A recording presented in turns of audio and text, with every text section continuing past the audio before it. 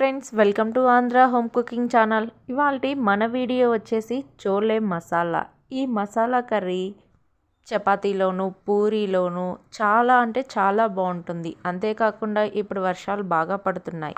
ఈ చల్లని వాతావరణానికి ఇలా వెరైటీగా చేసుకొని తింటే చాలా బాగుంటుంది. మరి ఎలా ప్రిపేర్ చేయాలో చూసేద్దామా. ముందుగా కొన్ని శనగల్ని తీసుకుంటున్నాను. ఇవి నైట్ అంతా నానబెట్టుకోవాలండి వాటర్లో, లేదంటే ఒక 4 అవర్స్ అయినా నానబెట్టుకుంటే సరిపోతుంది. ఇలా నానబెట్టుకొని తర్వాత ఒక కుక్కర్ తీసుకొని కుక్కర్లో ఈ శనగల్ని వేసేసి ఇలా 1 గ్లాస్ వాటర్ని పోసుకోవాలి. తర్వాత కొంచెం సాల్ట్, కొంచెం పసుపు వేసుకొని మూత పెట్టేసుకొని 5 విజిల్లు రానివ్వండి. అప్పుడే ఇవి మెత్తగా ఉడికిపోతాయి, లేదంటే పలుకులు పలుకులుగా ఉంటాయి. కాబట్టి ఒక విజిల్ ఎక్కువే రానిస్తే సరిపోతుంది. ఇప్పుడు నేనైతే 4 విజిల్లు రానిస్తున్నాను. తర్వాత ఈలోపు ఒక ప్యాన్ తీసుకొని దానిలో 4 లేదా 5 టేబుల్ స్పూన్ల ఆయిల్ని వేసుకుందాం. ఇలా ఆయిల్ హీట్ అయిన తర్వాత 2 యాలకులు, 2 చెక్క, 2 లవంగాలు కూడా వేసుకుందాం.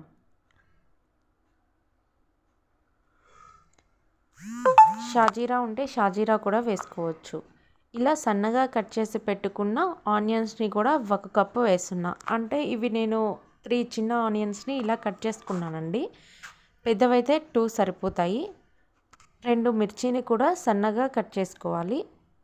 ఇలా వేసుకున్న తర్వాత ఒక 5 నిమిషాలు వీటిని బాగా ఫ్రై అవ్వనివ్వాలి. ఇలా ఫ్రై అయిన తర్వాత ఒక 1/2 స్పూన్ అల్లం వెల్లుల్లి పేస్ట్ కూడా యాడ్ చేసుకుందాం. ఈ అల్లం వెల్లుల్లి పేస్ట్ పచ్చివాసన పోయిన తర్వాత ఒక 2 చిన్న టమాటోలని ఇలా సన్నగా కట్ చేసుకొని వేసుకుందాం. ఇలా ఒకసారి తిప్పుకొని టమాటాలు బాగా మెత్తగా అయ్యేంత వరకు లో ఫ్లేమ్లో ఉడకనివ్వాలి. ఇలా మెత్తగా అయిపోయిన తర్వాత ఒక 1/2 స్పూన్ సాల్ట్ వేస్తున్నాను. ఎందుకంటే మనం ఉడికించేటప్పుడు అక్కడ కూడా సాల్ట్ వేసుకున్నాం కాబట్టి ఇక్కడ కూడా చూసుకొని కొంచెం వేసుకుంటే సరిపోతుంది. ఇలా వేసుకున్న తర్వాత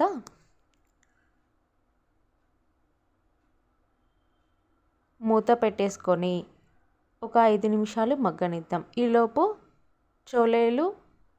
శనగలు ఉడికినాయా లేవో చెక్ చేసుకుందాం. చూసారా, ఉడికిపోయాయి. ఇప్పుడు మూత తీసి ఒకసారి 1 స్పూన్ కారం, 1/2 స్పూన్ ధనియాల పొడి, 1/2 స్పూను మిరియాల పొడి, ఒక 1/2 స్పూను జీలకర్ర పొడి కూడా వేసుకోండి. ఇలా వేసుకోవడం వల్ల టేస్ట్ వస్తాయి. కానీ ఇవి 2 పూర్తిగా ఆప్షనల్ అండి. ఉంటే వేసుకోవచ్చు, లేకపోతే లేదు. ఇలా ఒకసారి కలుపుకుందాం. ఇలా కలుపుకున్న తర్వాత ఒక 1/2 స్పూన్ గరం మసాలా కూడా వేసుకుందాం. ఇందాక నేను వేయడం మర్చిపోయాను, అందుకే ఇప్పుడు వేస్తున్నానండి. ఇలా వేసుకొని ఒకసారి తిప్పి మూత పెట్టుకుందాం.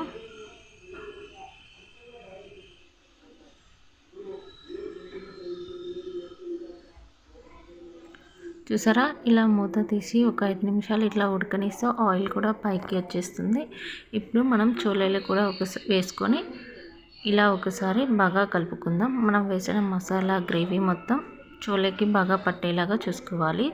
గ్రేవీ ఎక్కువ కావాలి అనుకుంటే ఒక చిన్న గ్లాస్ వాటర్ని కూడా యాడ్ చేసుకోండి. ఇలా యాడ్ చేసుకోవడం వల్ల గ్రేవీ ఎక్కువగా వస్తుంది. ఇప్పుడు కొంచెం కొత్తిమీరని కూడా వేస్తున్నాను. ఇలా వేసి ఒకసారి తిప్పి మూత పెట్టేసుకుందాం. ఇలా ఒక 10 నిమిషాల పాటు బాయిల్ చేసిన తర్వాత చూసారా, ఆయిల్ కూడా పైకి వచ్చింది. అంటే చోలే కర్రీ రెడీ అయిపోయింది. ఇప్పుడు మనం గ్యాస్ ఆఫ్ చేసుకోవచ్చు. ఇప్పుడు గ్యాస్ ఆఫ్ చేసుకుందామండి. రెడీ అయిపోయింది. చూసారా, కర్రీ అంతా దగ్గరికి వచ్చేసింది. చాలా ఈజీ ఫ్రెండ్స్, కానీ చాలా అంటే చాలా టేస్టీగా ఉంటుంది. నేను కూడా ఫస్ట్ టైం ట్రై చేశాను, కానీ చాలా బాగుంది. పూరీలో, చపాతీలో ఇలా ఒక చపాతీ పుల్కా ఇట్లా చేసుకొని కాంబినేషన్లో తింటే చాలా బాగుంటుంది. అంతేకాకుండా డైట్ చేసే వాళ్ళకి కూడా ఈ కర్రీ యూస్ఫుల్ అనుకుంటున్నాను.